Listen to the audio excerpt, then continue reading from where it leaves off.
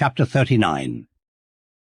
Do you know the time when the mountain goats give birth? Do you watch when the doe bears fawns? Can you count the months that they fulfill?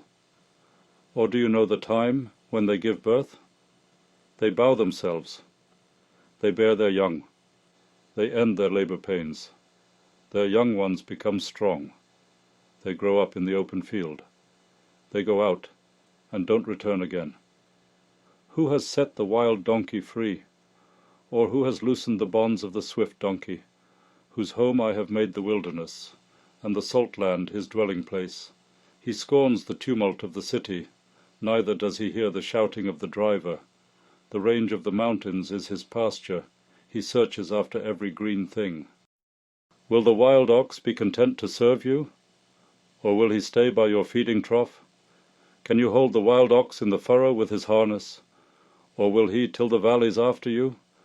Will you trust him, because his strength is great? Or will you leave to him your labor? Will you confide in him, that he will bring home your seed, and gather the grain of your threshing floor?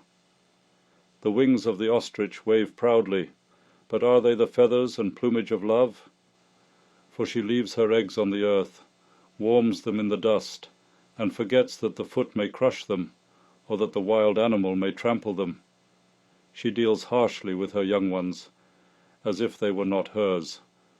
Though her labor is in vain, she is without fear, because God has deprived her of wisdom, neither has he imparted to her understanding.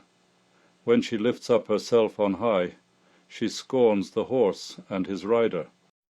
Have you given the horse might? Have you clothed his neck with a quivering mane? Have you made him to leap as a locust? The glory of his snorting is awesome. He paws in the valley and rejoices in his strength. He goes out to meet the armed men. He mocks at fear and is not dismayed, neither does he turn back from the sword. The quiver rattles against him, the flashing spear and the javelin. He eats up the ground with fierceness and rage, neither does he stand still at the sound of the trumpet.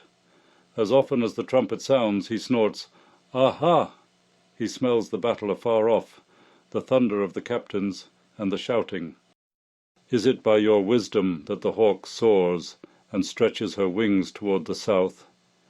Is it at your command that the eagle mounts up and makes his nest on high? On the cliff he dwells and makes his home, on the point of the cliff and the stronghold. From there he spies out the prey. His eyes see it afar off. His young ones also suck up blood. Where the slain are, there he is.